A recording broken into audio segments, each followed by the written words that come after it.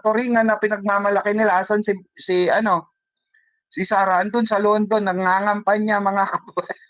Wala pang eleksyon, nangangampanya na. As if naman makaboto yung mga lahat ng taga-London doon. Gangster, you know, we do that better than anybody.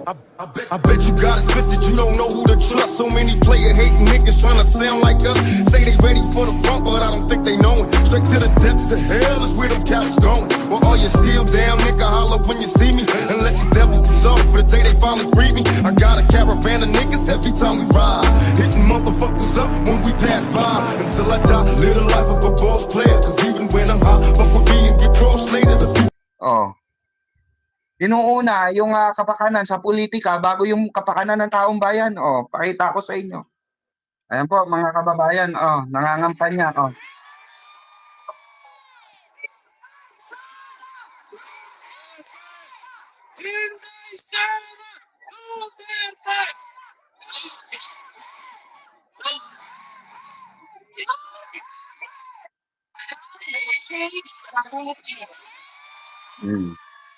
Diba? Oh.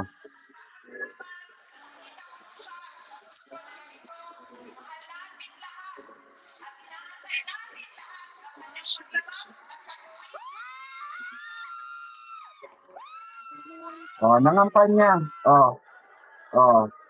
Imagine ninyo mga kababayan na sabi sa inyo politikong-politiko galawan eh. Hindi po ba yung ganitong klase ng politiko trapo. Ang klase ng politiko na kailangan natin public servant po mga kababayan. Sa tingin nyo naglilingkod ba ito sa bayan? Hindi, matanong ko lang kayo mga kababayan ha. Baka naman nagkakamali lang tayo. 'Di ba? Ito po ba ay public servant? Oh. 'Di ba? Nakakatawa lang isipin mga kababayan, nagluklok kayo no ng isang klase ng vice president na ang inuuna ay pansariling interes. Politika. Diyos mio, Cartimar, tapos no, ang sasabihin niya sa kanyang mga interview, malala na daw ang sistema ng kahirapan sa bansang Pilipinas. 'Di ba? Yan ang lagi niyan sinasabi. Mataas ang korupsyon, mataas ang bilihin, mataas ang puro reklamo, 'di ba? Puro reklamo, puro tanong kay Presidente Marcos, 'di ba? Puro propaganda ang nilalabas sa kanyang mga interview. Pero pag tayong taong bayan ang nagtanong, 'di ba, sa kanya, asan ang naitulong mo? Asan ang naging solusyon mo? Vice Presidente ka ng bansang Pilipinas kahit papano, 'di ba? May boses ka, may utak ka na kaya mong gamitin saan po? Sa pagtulong sa kapwa-tao kung maayos kang Vice Presidente. Kasi may budget ka namang hinihingi eh. Ang problema lang, Vice President Sara, ang problema mo lang, alam mo yung budget mo, nakalaan lahat sa pangangampanya mo. Sa pagpunta mo sa ibang bansa, kaysa dun sa paggawa ng mga proyekto para sa mga mamamayang Pilipino. Ayan po, hindi ginawa po yan ni Mayor Lenny nung siya ay Vice Presidente ni Digongyo. Hindi po yan pumupunta sa ibang bansa at ginagawa yung ganitong class, hihingi ng budget para mag-travel. Kasi po, kung matatandaan nyo, si BP Lenny noon, wala po siyang tawag dito, yung budget, no, yung confidential fund. 'Di ba? Wala po. Ito si Sara Duterte, lintik makahingi ng budget eh. Pero tingnan nyo, nasaan lupalok? Nasa ibang bansa po nangangampanya habang yung kababayan niya sa Davao City walang malamon. Walang mainom na maayos na tubig. Paano silang magkakapatid nasa ibang bansa? Nakita nyo yung lumabas na mga pinost mismo ng mga DDS sa Netherlands. Sa dahig, kumakain si Baste kasama si Kitty Duterte. Anak ng tapos sisigaw-sigaw yung mga Duterte. Imagine niyo na lang kung yung Davao City nga napapabayaan eh. Yung pagiging vice presidente nga niya napapabayaan eh. 'Di ba? 'Di ba? Paano pa yan pagka yan ang pero maniwala kayo hindi na papasok yan. Pag yan natalo ngayong eleksyon, mga kababayan, ang mga Duterte, maniwala kayo wala nang papasok na Duterte sa kasaysayan. Maniwala kayo. Huling barahan na ng Duterte yan. Huling barahan na po yan ngayong eleksyon. Kasi pag natalo yan, kahit tumakbo pa si Baste sa mga susunod, kahit tumakbo pa si Pulong sa mga susunod, or kaapu-apuan niya, maniwala kayo. Wala nang papasok sa kasaysayan. Sa nasyonal, wala na. Oo. Wala na po. Grabe yung mga kawalan nyo, itong mga to. Nalulubog, humihingi ng tulong, nag-iiyakan yung mga kababayan nila sa Davao City. Yung iba nagkandamatay na, nagkandalunod-lunod na. Makikita mo yan. Hindi, ikaw bilang isang tao, tatanungin kita. Bilang isang tao, bilang isang mamamayang Pilipino, tatanungin kita. Ito ba'y normal ba ito? Normal yan.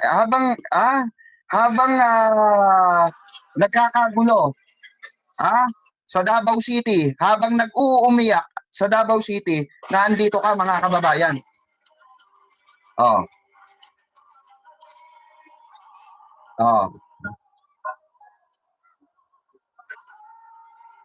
Tama ba yan mga kababayan? Nasa London ka. Tama ba yan? Nasa London ka at nangangampanya ka sa ibang bansa. And real talk to dun sa matitino ang utak. Real talk ito, tama ba yon? Tama ba ang ginagawa ni Sara Duterte? Tama ba ang ginagawa ni Pulong? Tama ba ang ginagawa ni Baste na nasa club? Mga public official po ito, mga kababayan, hindi po ito normal na tao. Public official. Di ba? Anyone na mga DDS dyan, do you think it is a normal, normal thing? Hindi po normal yan. Diba? Wala pong normal dyan. Maniniwala ako, pagka tumakbo si General Torres sa Davao City, maniniwala ako, mananalo yan. Oo. Mayor, kakalabanin niya mga Duterte dyan, maniwala ako, manalo yan.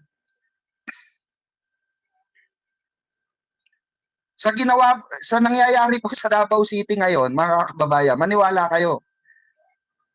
Next election yan, wala na yan.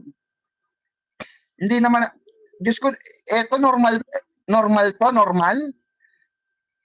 Pag sinabi ng mga DDS, or kahit sinong Poncio Pilatong nandito nanonood sa atin, na normal yung ganyang takbo ng pag-uutak, meron na kayong diferensya talaga. Kailangan nyo na pumunta sa psychiatrist, mga kababayan. Kailangan nyo na magpatingin sa utak. Malamang sa malamang, may sapak na talaga kayo. Kasi hindi po talaga normal yan as a public servant. Public service po ang pinag-uusapan dito. Public servant kayo. Buti pa si Pangulong Bongbong Marcos, buti pa si ang DSWD, Secretary Gatchalian, nandun agad sa mga nasalanta ng baha. Diba? Consider na natin, alam na natin yan. Pansinin nyo, diba? Pansinin nyo. Nung missing in action ang mga Duterte, yung mga vlogger ng DDS, tahimik. Diba? Missing in action ang mga Duterte sa sarili nilang bayan. Na nagkukumahog ng tulong, walang tao sa munisipyo, walang mayor sa munisipyo, walang congressman. Wala yung tinuturing nilang 51 billion na pinakamalaki sa kasaysayan na budget ng Davao City. Wala po, mga kababayan. Ngayon, ang tanong dito, mga kababayan, yung mga ganitong klase ng trapo na politiko, kailangan pa ba natin pagkatiwalaan sa national? National na po ang pag-uusapan dyan. Hindi lang Davao City ang pag-uusapan dyan. National na po, mga kababayan ko, ang pag-uusapan dyan.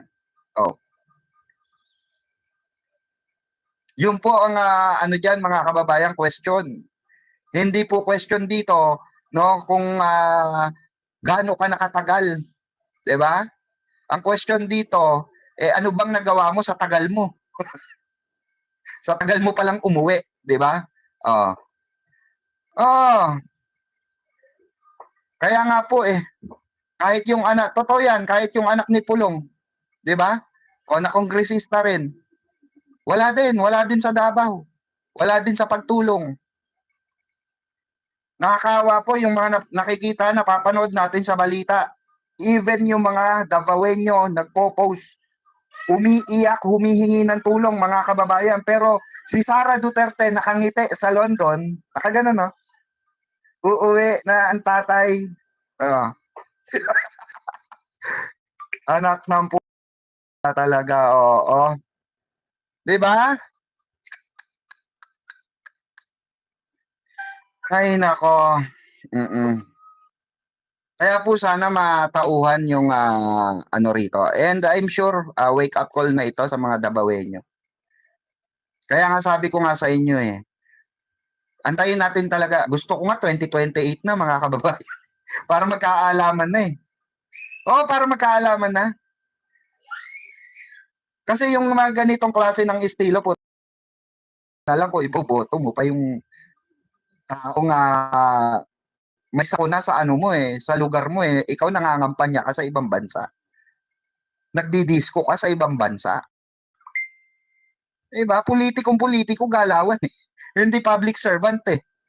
Tandaan po natin mga kababayan, gaya ng sinasabi ni Pangulong Bongbong Marcos, politiko, hinalal yan, pasahod ng taong bayan yan. Pasahod natin, tayo ang pagsisilbihan. Diba? Mismo si Pangulong Bongbong Marcos ang nagsabi niyan. Kaya nga si Pangulong Bongbong Marcos to the rescue agad dun sa mga nabaha. Oh. Kaya nga sabi ni Secretary Gatchalian, wag na nating iasa pa. 'Di ba? Sa local government. Kung makakatulong ang nasyonal, tumulong na agad. Kasi bakit? Nakita nila sa Davao eh, walang mayor, walang kongresista. Anak na. Oo. 'Di ba? Kaya po dapat iipin natin yung sinabi ni Pangulong Bongbong Marcos, public service po. Kaya nga yung mga cabinet member niya ngayon mga cabinet lalo na, 'di ba? Yung mga kasama niya palagi sa mga lakad. Pag tinanong, kamusta po ang trabaho niyo with President Marcos? Nakakapagod. Kasi araw-araw daw may trabaho. Oh. Napaka-workaholic. 'Di ba? Hindi alam natin hindi ma-appreciate ng mga pro-DDS 'yan. Tayo lang makaka-appreciate niyan nung nakakakita. Kasi nga, 'di ba, bulag po sila. Sabi nga ni Team Tarty, mga kababayan, 'di ba? Si Team Tarty, ni-reaction na natin kagabi. Sabi nga niya, mga kababayan, bawal silang manood ng ibang mainstream media. Kailangan i-block, kailangan manonood lang SMNI, mga vlogger lang ng DDS ang panonoorin. Meron po silang commandments na kailangan yun na sundin lang. Diba? Oh. Gangster, you know, we do that better than anybody. I bet you got it twisted, you don't know who to trust. So many player hating niggas trying to sound like us. Say they ready for the front, but I don't think they know it. Straight to the depths of hell is where them cowards going. Well, all you still down, nigga, holler when you see me. And let these devils be sorry for the day they finally free me. I got a caravan of niggas every time we ride. Hitting motherfuckers up when we pass by. Until I die, little life